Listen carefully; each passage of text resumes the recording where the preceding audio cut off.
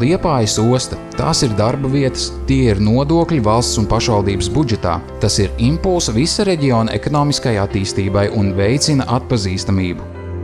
Liepājas ostas uzņēmumos strādā aptuveni 1500 cilvēki, un osta ir viena no lielākajām darba devējām pilsētā. Katra darba vieta ostā rada aptuveni vismaz 4 darba vietas apkalpojošā sektorā. Ar iedzīvotāju ienākumu jeb algas nodokli pašvaldības budžetā ienāk aptuveni 1,3 miljonu latu, kas atbilst šogad pašvaldības plānotajiem finansējumam, kultūras pasākumiem, tautas mākslai, bibliotēkām, muzejam.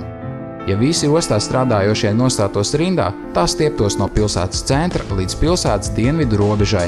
Pērn Liepājas osta sasniedz rekordaugstu kravu apgrozījumu – 7,4 miljonus tonu, jeb 52,8% pieaugumu, kas bija pārliecinoši straujākais kravu apgrozījuma pieaugums starp Baltijas valstu ostām. Viens Panamax klases kuģis var atvest 50 000 tonnas graudu. Ja tos vestu ar kravas automašīnām, tad būtu nepieciešamas 2000 automašīnas, bet, lai izaudzētu tādu daudzumu, nepieciešami 15 000 hektāru, kas ir viena Liepāja, vēl viena un vēl puse.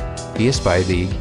Ostas padziļināšana ļauj ienākt kuģiem ar iegrimi 10,8 metri. Tas ir aptuveni tik, cik garš ir viens apgaismojuma stabs pilsētas maģistrālajās ielās. Līdz šim lielākais Liepājas ostu apmeklējušais kuģis bija 225 metrus garš. Tā garums ir līdzvērtīgs 2 futbola laukumiem. Ik viens kuģis maksā ostas nodevas, jo kuģis lielāks, jo vairāk, kas proporcionāli nonāk pašvaldības un Liepājas speciālās ekonomiskās zonas pārvaldes budžetā. Iegūtā nauda tiek izmantota infrastruktūras veidošanā.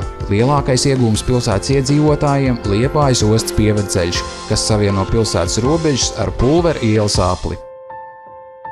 Osta – tā ir Liepājas iespēja.